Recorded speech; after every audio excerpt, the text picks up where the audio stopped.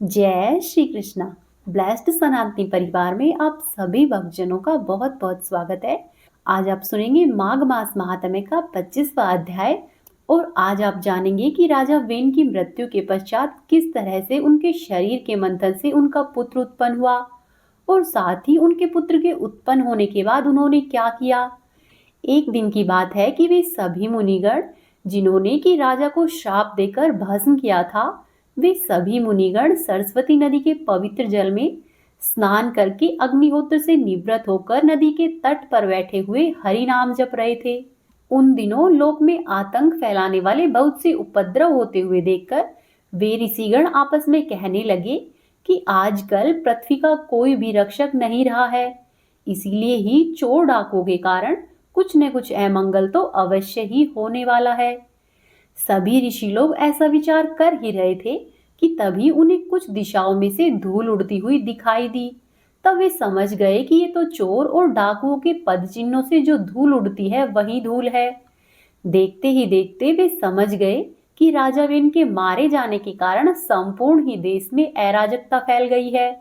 सारा ही राज्य शक्तिहीन हो गया है और चोर व डाकू बढ़ गए हैं और वे समझ गए कि ये सारा ही उपद्रव लोगों का धन लूटने और एक दूसरे के खून के प्यासे लुटेरों का ही है। तब उन मुनियों ने सोचा कि हम लोग अपने तेज से या फिर अपने तपोबल से किसी भी तरह से ऐसे लोगों की इन कुप्रवृत्तियों को रोकने में समर्थ है और फिर भी हम हिंसा आदि देखकर यदि इसका निवारण नहीं करते हैं तो फिर ब्राह्मण यदि समदर्शी भी क्यों नहीं हो और शांत स्वभाव का ही क्यों नहीं हो, दीन दुखियों की उपेक्षा करने से उसका जप तप नष्ट हो जाता है। और यदि हम लोग शांति से इन लुटेरे डाकुओं को देखते रहे तो हमारा जप तप का प्रभाव भी उसी तरह से नष्ट हो जाएगा जिस तरह से एक घड़े में से पानी की बूंद बूंद गिरती रहने पर वह घड़ा खाली हो जाता है। फिर वे ऋषिगण सोचते हैं कि राजा वेन दुष्ट स्वभाव के थे, परंतु उनके वंश में अनेक भगवत पारायण राजा हो चुके हैं, ऐसे में उनका वंश नष्ट नहीं होना चाहिए। ऐसा निश्चय करके वे वेन के मृत शरीर के पास गए जहां पर उनकी माता बैठकर मंत्र इत्यादि से उसके मृत शरीर की रक्षा कर रही थी। वहां पर जाकर ऋषियों ने राजा वेन की मृत शरीर की जांग को मथा। तब उसमें से एक बोना पुरुष उत्पन्न हुआ। वह पुरुष कोए के समान काले रंग का था और उसके सभी अंग खासकर भुजाएं बहुत ही छोटी थी, जबड़े बहुत बड़े थे, टांगे छोटी, नाक चपटी, नेत्र लाल और केस तांबे के से रंग के थे। उसने बड़ी ही दीनता और नम्र भाव से पूछा कि मैं क्या करूं। तब ऋषियों ने कहा कि निषिद्ध अर्थात बैठ जाओ। इसी वजह से उसका नाम निषाद पड़ गया। उसने जन्म लेते ही राजा वेन के भयंकर पापों को अपने ऊपर ले लिया और इस वजह से अब राजा वेन का शरीर पवित्र हो गया। इसीलिए उसके वंशधर नैषाद भी हिंसा, लूटपाट और पाप कर्मों में निरंतर लगे रहते और वे सभी गांव में नहीं रहकर और नगर में नहीं रहकर वन व पर्वतों में ही अपना निवास स्थान बनाते। फिर आगे श्री मैत्रेय जी कहते हैं कि हे विदुर जी, इसके बाद उन ब्राह्मणों ने पुत्रहीन राजा वेन की भुजाओं का मंथन किया। तब उससे एक स्त्री पुरुष का जोड़ा प्रकट हुआ। क्योंकि उस बोने पुरुष के उत्पन्न होने पर राजा वेन के सभी पापों को उस बोने पुरुष ने अपने ऊपर ले लिया था, इस वजह से इस बार यह जो जोड़ा प्रकट हुआ, ब्राह्मण उसको देखकर अत्यधिक प्रसन्न हुए और भगवान का अंश जानकर इस प्रकार से बोले। ऋषियों ने कहा कि ये पुरुष भगवान विष्णु की विश्वपालिनी कला से प्रकट हुआ है और यह स्त्री उन परम पुरुष अनपायनी यानी कि जो कभी भी अलग नहीं होती है, उन शक्ति लक्ष्मी जी का अवतार है। इनमें से जो पुरुष है वह अपने यश का विस्तार करने के कारण परम यशस्वी यानी कि पृथु होगा। राजाओं में यह सबसे पहला होगा। यह सुंदर दांतों वाली एवं गुण व आभूषणों को भी विभूषित करने वाली सुंदरी इन पृथु को ही अपना पति बनाएगी। इनका नाम अर्ची होगा। पृथु के रूप में साक्षात श्रीहरि के अंश ने संसार की रक्षा के लिए अवतार लिया है और अर्ची के रूप में निरंतर भगवान की सेवा में रहने वाली और उनकी नित्य सहचरी श्री लक्ष्मी जी ही प्रकट हुई है। फिर आगे श्री मैत्रेय जी कहते हैं कि हे विदुर जी, उस समय ब्राह्मण लोग प्रथु की स्तुति करने लगे। श्रेष्ठ गंधर्वों ने गुणगान किया, सिद्धों ने पुष्पों की वर्षा की और अप्सराएं नृत्य करने लगी। आकाश में शंख, तुरही, मृदंग और दुंदुभी इत्यादि अनेकों बाजे बजने लगे। सभी देवता, ऋषि और पितर अपने अपने लोकों से वहां पर आ गए। जगत गुरु ब्रह्मा जी देवता और देवेश्वरों के साथ पधारे। उन्होंने वेन कुमार प्रथु के दाहिने हाथ में भगवान विष्णु की हस्तरेखाएं और चरणों में कमल का चिन्ह देखकर उन्हें श्रीहरि का ही अंश समझा, क्योंकि जिसके हाथ में दूसरी रेखाओं से बिना कटा हुआ चक्र का चिन्ह होता है, वह स्वयं भगवान श्रीहरि विष्णु का ही अंश होता है। तब वेदवादी ब्राह्मणों ने महाराज प्रथु के अभिषेक का आयोजन किया। सब लोग अभिषेक की सामग्री जुटाने में लग गए। उस समय नदी, समुद्र, पर्वत, सर्प, गाय, पक्षी, मृग, स्वर्ग, पृथ्वी तथा अन्य सभी प्राणियों ने उन्हें तरह तरह के भेंट इत्यादि दी। सुंदर वस्त्र और आभूषणों से अलंकृत हुए महाराज प्रथु का विधिवत राज्य अभिषेक किया गया। उस समय अनेकों अलंकारों से सजी हुई महारानी अर्ची के साथ वे दूसरे ही अग्निदेव के समान जान पड़ते थे। प्रिय भक्तों, इस शुभ अवसर पर राजा प्रथु को कुबेर जी ने बड़ा ही सुंदर सोने का सिंहासन दिया तथा वरुण देव ने चंद्रमा के समान श्वेत और प्रकाशमान छत्र दिया, जिस छत्र से निरंतर ही फुइया झरती रहती थी। वायु ने 2 चवर, धर्म ने कीर्तिमयी माला, इंद्र ने मनोहर मुकुट, यमराज ने दमन करने वाला ब्रह्मदंड और ब्रह्मा ने वेदमयी कवच, सरस्वती जी ने सुंदर हार, श्रीहरि विष्णु भगवान ने सुदर्शन चक्र और विष्णु प्रिया श्री लक्ष्मी जी ने अविचल संपत्ति, रुद्र ने 10 चंद्राकार चिन्हों से सुशोभित कोश वाली तलवार दी, अंबिका जी ने 100 चंद्रकार चिन्हों वाली ढाल दी और पृथ्वी ने चरण स्पर्श मात्र से अभिष्ट स्थान पहुंचा देने वाली योगमयी पादुकाएं दी। गंधर्व इत्यादि नाचने गाने लगे। इसके बाद सूत, मागध और वंदीजन उनकी स्तुति करने के लिए उपस्थित हो गए। तब उन स्तुति करने वालों का अभिप्राय समझकर वेन पुत्र परम प्रतापी महाराज प्रथु ने हंसते हुए मेघ के समान गंभीर वाणी में कहा। राजा प्रथु बोले कि हे सौम्य, सूत, मागध और हे वंदीजनों, अभी तो लोक में मेरा कोई भी गुण प्रकट नहीं हुआ है, फिर तुम लोग किन गुणों को लेकर मेरी स्तुति करोगे? मेरे विषय में तुम्हारी वाणी व्यर्थ नहीं होनी चाहिए, इसीलिए मुझसे भिन्न किसी और की स्तुति करो। हे मृदुभाषियों, कालांतर में जब मेरे अप्रकट गुण प्रकट हो जाए, तब तुम सभी भरपेट अपनी मधुर वाणी से मेरी स्तुति कर लेना।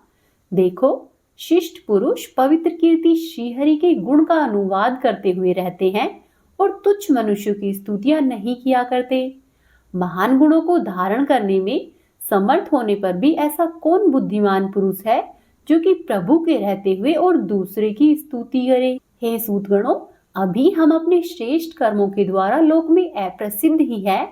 अब तक हमने ऐसा कोई भी काम नहीं किया है कि जिसकी प्रशंसा की जा सके।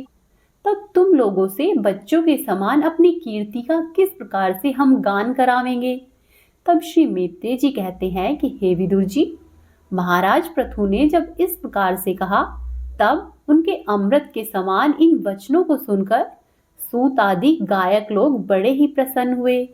फिर वे मुनियों की प्रेरणा से इस प्रकार से इनकी स्तुति करने लगे कि आप साक्षात ही भगवान श्रीहरि विष्णु के अवतार हो, जो अपनी माया से अवतीर्ण हुए हैं।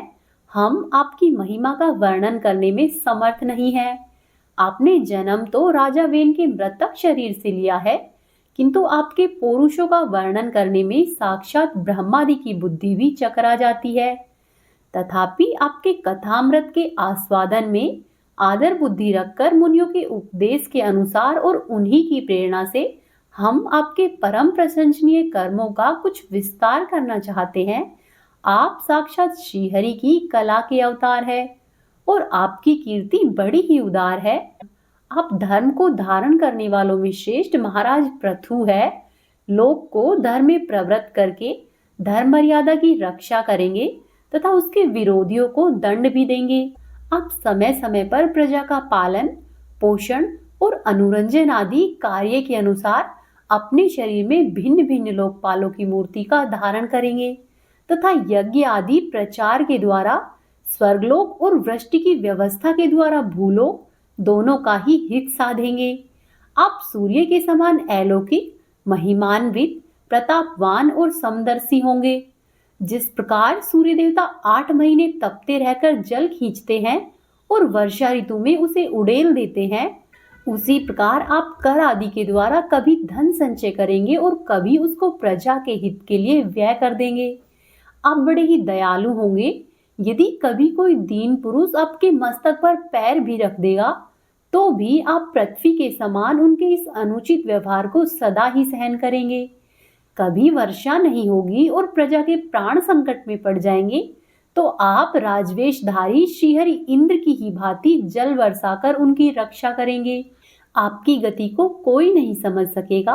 आपके कार्य भी गुप्त होंगे तथा उन्हें संपन्न करने का ढंग भी बहुत गंभीर होगा। आपका धन सदा ही सुरक्षित रहेगा। आप अनंत महात्म्य और गुणों के एकमात्र आश्रय होंगे। इस प्रकार मनस्वनी पृथु साक्षात वरुण के समान रहेंगे। महाराज पृथु वेन रूप अरिणी के मंथन से प्रकट हुए अग्निदेव के समान है। शत्रुओं के लिए ये अत्यंत दुर्धर्ष और दुस्सह होंगे। ये उनके समीप रहने पर भी सेना से सुरक्षित रहने के कारण बहुत ही दूर दूर रहने वाले होंगे। शत्रु इन्हें कभी भी हरा नहीं सकेंगे। आपकी आज्ञा का कोई भी विरोध नहीं कर सकेगा तथा ये सारी ही दिशाओं को जीतकर अपने तेज से प्रजा के कलेश रूपी कांटे को निकालकर संपूर्ण भूमंडल के शासक होंगे। उस समय देवता और असुर भी आपके विपुल प्रभाव का वर्णन करेंगे। फिर आगे श्री मैत्री जी कहते हैं कि इस प्रकार से वंदीजनों ने महाराज पृथु के गुण और कर्मों का बखान करके उनकी प्रशंसा की। तब उन्होंने भी बड़ी बड़ाई करके उन्हें मनचाही वस्तुएं देकर उन सभी को संतुष्ट किया। उन्होंने ब्राह्मण आदि चारों वर्णों, सेवकों, मंत्रियों, पुरोहितों, नगरवासियों, देशवासियों और भिन्न भिन्न व्यवसायियों तथा अन्य अनुवर्तियों का भी सत्कार किया। फिर विदुर जी पूछते हैं कि हे ब्राह्मण, पृथ्वी तो अनेक रूप धारण कर सकती है, उसने गाय का रूप क्यों धारण किया? और जब महाराज पृथु ने उसे दूहा तब बछड़ा कौन बना और धोने का पात्र क्या हुआ? पृथ्वी देवी तो पहले स्वभाव से ही ऊंची नीची थी और उन्होंने समतल किस प्रकार से किया और इंद्र उनके यज्ञ संबंधी घोड़े को क्यों हर कर ले गया? ब्रह्म ज्ञानियों में श्रेष्ठ भगवान सनत कुमार जी से ज्ञान और विज्ञान प्राप्त करके वे राजऋषि किस गति को प्राप्त हुए? पृथु रूप से सर्वेश्वर भगवान श्री कृष्ण ने ही अंशावतार ग्रहण किया था। अतः पुण्य कीर्ति श्रीहरि के उस पृथु अवतार से संबंध रखने वाले जो भी पवित्र चरित्र हो, आप मुझे वे सभी सुनाइए। मैं आपका और श्री कृष्णचंद्र का बड़ा अनुरक्त भक्त हूँ। तब श्री मैत्री जी कहने लगे कि हे विदुर जी, ब्राह्मणों ने महाराज पृथु का राज्याभिषेक करके उन्हें प्रजा का रक्षक घोषित किया। इन दिनों पृथ्वी अन्नहीन हो गई थी, इसीलिए भूख के कारण प्रजाजनों के शरीर सूखकर कांटे के समान हो गए। उन्होंने अपने स्वामी महाराज पृथु के पास आकर कहा कि हे राजन, जिस प्रकार कोटर में सुलगती हुई आग से पेट जल जाता है, उसी प्रकार हम पेट की भीषण ज्वाला से जल रहे हैं। आप हम शरणागतों की रक्षा करने वाले हैं और हमारे अन्नदाता प्रभु बनाए गए हैं। इसीलिए इस समय हम सभी आपकी शरण में हैं। आप समस्त लोगों की रक्षा करने वाले हैं। आप ही हमारी जीविका के भी स्वामी हैं। अतः हे राजराजेश्वर, आप हम भूख से पीड़ितों को शीघ्र ही अन्न देने का प्रबंध कीजिए। ऐसा नहीं हो कि अन्न मिलने से पहले ही हमारा अंत हो जाए। तब श्री मैत्री जी कहते हैं कि इस प्रकार से अपनी प्रजा का करुण क्रंदन सुनकर महाराज पृथु बहुत देर तक विचार करते रहे। अंत में उन्हें अन्न के अभाव का कारण मालूम हो गया, क्योंकि पृथ्वी ने स्वयं ही अन्न एवं औषधियों को अपने भीतर छिपा लिया है। इस बुद्धि से इस बात का निश्चय करके राजा पृथु ने अपना धनुष उठाया और त्रिपुर विनाश भगवान शंकर के समान अत्यंत ही क्रोधित होकर पृथ्वी को लक्ष्य बनाकर बाण चढ़ा लिया। उन्हें शस्त्र उठाए देखकर पृथ्वी कांप उठी और जिस प्रकार से शेर हिरण के पीछे भागता है, उसी प्रकार से वह डरकर गाय का रूप धारण करके भागने लगी। यह देखकर महाराज पृथु की आंखें क्रोध से लाल हो गई। वे जहां जहां पर पृथ्वी गई वहीं वहीं पर धनुष पर बाण चढ़ाए उसके पीछे गए। दिशा विदिशा, स्वर्ग, पृथ्वी और अंतरिक्ष में जहां जहां भी वह दौड़कर जाती, वहीं उसे महाराज पृथु हथियार उठाए हुए अपने पीछे दिखाई देते। जिस प्रकार से मनुष्य को मृत्यु से कोई नहीं बचा सकता, उस प्रकार उसे त्रिलोकी में वेनपुत्र पृथु से बचाने वाला कोई नहीं मिला। तब पृथ्वी अत्यंत ही भयभीत होकर दुखी मन से पीछे की ओर लौट आई और महाभाग पृथु से कहने लगी कि हे धर्म के तत्व को जानने वाले शरणागत वत्सल राजन, आप तो सभी प्राणियों की रक्षा करने में तत्पर है, इसीलिए आप मेरी भी रक्षा कीजिए। मैं तो अत्यंत ही दीन और निरपराध हूँ, फिर आप मुझे क्यों मारना चाहते हैं? इसके सिवा आप तो धर्मज्ञ माने जाते हैं, फिर मुझ स्त्री का वध आप कैसे कर सकेंगे? स्त्रियां कोई अपराध करे तो साधारण मनुष्य भी उन पर हाथ नहीं उठाते, फिर आप जैसे करुणामयी और दीन वत्सल तो ऐसा कैसे कर सकते हैं?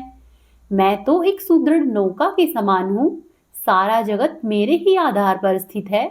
मुझे तोड़कर आप अपने को और अपनी प्रजा को जल के ऊपर किस प्रकार रखेंगे? तब महाराज पृथु ने कहा कि पृथ्वी, तू मेरी आज्ञा का उल्लंघन करने वाली है। तू यज्ञ में देवता रूप से भाग तो लेती है, किंतु उसके बदले में हमें अन्न नहीं देती। इसीलिए आज मैं तुझे मार डालूंगा। तू जो दिन प्रतिदिन हरी हरी घास खा जाती है और अपने थन का दूध नहीं देती है, ऐसी दुष्टता करने पर तुझे दंड देना अनुचित नहीं कहा जाएगा। तू नासमझ है। तूने पूर्व काल में ब्रह्मा जी के उत्पन्न किए हुए अन्नादि के बीजों को अपने में ही लीन कर लिया है और अब मेरी परवाह नहीं करके उन्हें अपने गर्भ से बाहर नहीं निकाल रही। अब मैं अपने बाणों से तुझे छिन्न भिन्न कर देता हूँ और तेरे मेदे से इन क्षुधातुर और दीन प्रजाजनों के करुण क्रंदन को शांत करूंगा। जो दुष्ट अपना ही पोषण करने वाले तथा अन्य प्राणियों के प्रति निर्दयी हो, वह स्त्री, पुरुष अथवा नपुंसक कोई भी क्यों नहीं हो, उसका मारना राजाओं के लिए नहीं मारने के ही समान है। तू बड़ी ही गर्वीली और मद में उन्मत्त है और इस समय माया से ही यह गाय का रूप बनाया हुआ है। मैं बाणों से तेरे टुकड़े टुकड़े करके अपनी योग बल से प्रजा को धारण करूंगा। इस समय महाराज पृथु काल की ही भांति क्रोधमयी मूर्ति धारण किए हुए थे। उनके ये शब्द सुनकर धरती कांपने लगी और अत्यंत ही विनीत भाव से हाथ जोड़कर कहने लगी। पृथ्वी ने कहा कि हे महाराज, आप साक्षात परम पुरुष है। अपनी माया से अनेक प्रकार के शरीर धारण करके गुणमयी जान पड़ते हैं। वास्तव में तो आप आत्मा अनुभव के द्वारा अधिभूत, अध्यात्म और राग व द्वेष इत्यादि से सर्वथा ही रहित है। मैं आपको बारंबार नमस्कार करती हूँ। आप संपूर्ण जग के विधाता है। आपने ही यह त्रिगुणात्मक सृष्टि रची है, मुझे सभी जीवों का आश्रय बनाया है। आप सर्वथा ही स्वतंत्र है। हे प्रभु, जब आप ही अस्त्र और शस्त्र लेकर मुझे मारने लगेंगे, तब मैं किसकी शरण में जाऊंगी? पृथ्वी के इस प्रकार के दीन वचनों को सुनकर महाराज पृथु ने क्या कहा है, यह आप जानेंगे कल के अध्याय में। हरे